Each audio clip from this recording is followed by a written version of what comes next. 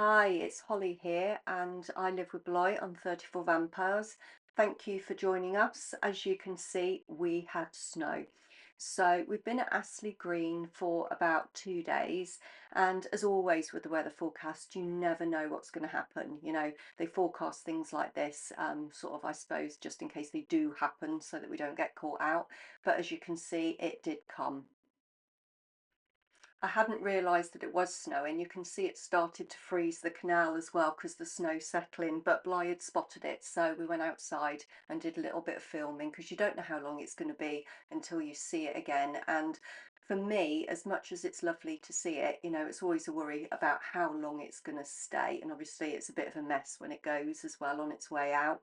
But yeah, you can see here that it's absolutely frozen solid, and that the snow is starting to land on it as well. So we kind of went to bed not knowing what we were going to wake up to in the morning. As you can see in the next picture that's coming up, we'd actually let the bath water out here, and that's what that patch is that you can see. And whilst it's melted the snow on the top, it hasn't melted through the ice. The ice was actually about 2 inches thick. So obviously we prepared ourselves for the fact that we might be here for a while. Luckily we had plenty of water, we had plenty of diesel at the time, so that was okay. Because obviously if you move your boat in such thick ice, you can potentially cause damage because of course it's pretty sharp. You've got to plough through the ice, and the last thing you want to be doing is taking your 2-pack epoxy or your bitumen off your boat, because then you're going to have to be hauling it out and redoing it, so that you're not going to get sort of rust on the hull and things. So yeah, sometimes unless you've got to be somewhere in an emergency, it's really not worth the risk. Whilst we weren't near any shops, it was easy to be able to get to the car because you can see there's no sort of ice on the path or anything, and there wasn't much of anything on the roads, because this is a few days later, and by then the sort of snow itself had started to melt other than what was sitting on the ice.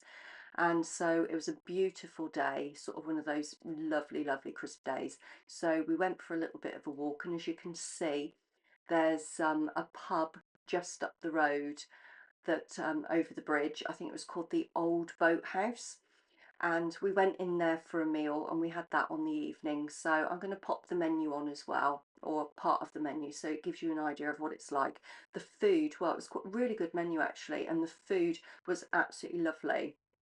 I think the only thing that I would say is that the portions were a little bit small, because even though sort of I'm not exactly fat, I do eat as much as Bly. He says he doesn't know where I put it, and I tell him I've got hollow legs, and because I keep up with him with pints as well.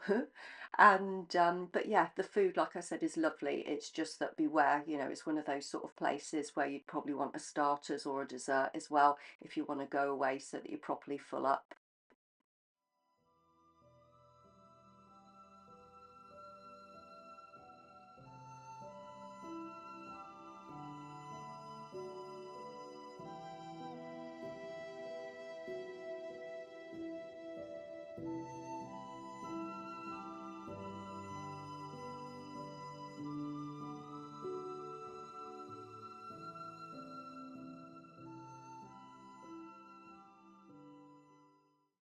Seeing as we obviously realised that we were kind of going to be boat bound, if you like, or canal bound for a little while, we decided to go for a walk, because obviously you get itchy feet if you stay on the boat too long. So we went for a walk, and not far away we actually found what I suspect was sort of like a bit of a brook. You can see it there behind the poster, and on the poster is a gentleman. It's a canvas poster, and it had gone a bit green, so we couldn't see the wording that was on there to see if the gentleman's name was on there. But we suspect it might have been somebody that died and passed away, either in the canal or next to the canal. As you can see here, there was only about 17 feet away, there was this little memorial plaque. So yeah, quite sad to see, but as always with people and canals, deaths do occur, and yeah, it's a sad one. So Bly's very into ancestry and bloodlines, and so to kind of kill some time because we were unable to move, he did my family tree, which he'd said for a little while that he was going to. I can remember back in our teens, even back then, we're in our 50s now, but back in our teens, he was still interested in it then, and did a lot of family trees for people. So you can see here some of the images from my family tree. So this handsome pair are my grandparents on my dad's side, and they were in the RAF. And it wasn't until Bly started digging that he actually found out that they lived in Singapore for a while. So my dad was actually living there as a toddler. He actually managed to go back about 15 or 16 generations, and it was absolutely fascinating to see. It was something I'd never been interested in before, sort of family trees and things like that. But as he says, I wouldn't be here without my ancestors, and kind of that sort of like hit quite hard because it's something I'd never considered before. And so it was nice to pass the time that way, and we sat for quite a few hours killing time, when we were unable to move in the evenings, while we found all sort of birth certificates, death certificates, photographs. It was absolutely fascinating.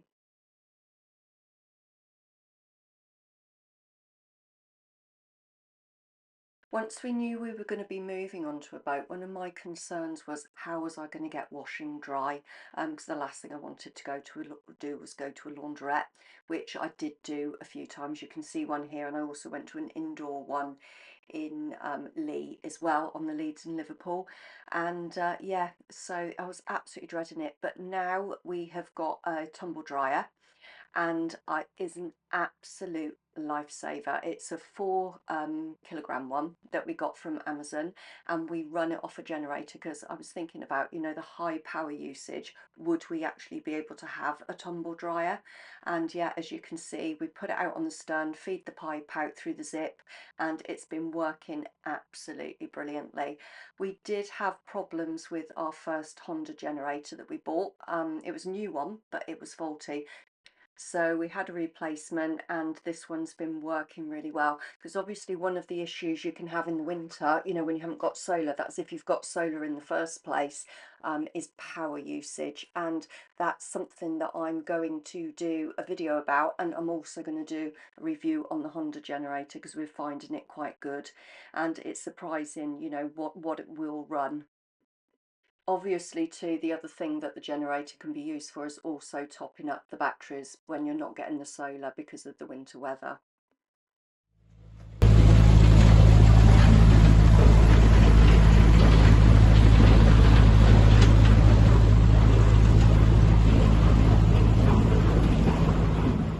This was the only boat that we saw move the whole time while the thick ice was about, and at this point it was about 2 inches, hence you could hear the noise just now. It's certainly crunching a lot. And here as well you can also see that this is where all the ice was broken up next to our boat, where the boat had actually just gone past.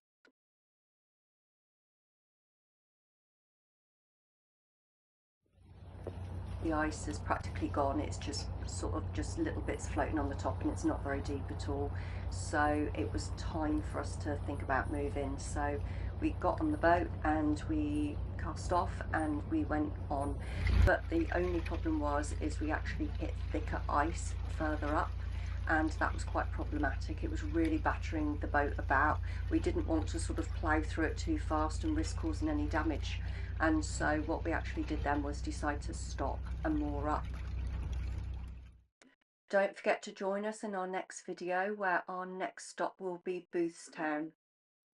We go to the marina in order to get the engine service and sort some other things out, as well as having a bit of a run-in as well with some people. So it was sort of a very nasty situation, but I'll tell you about that in the next video.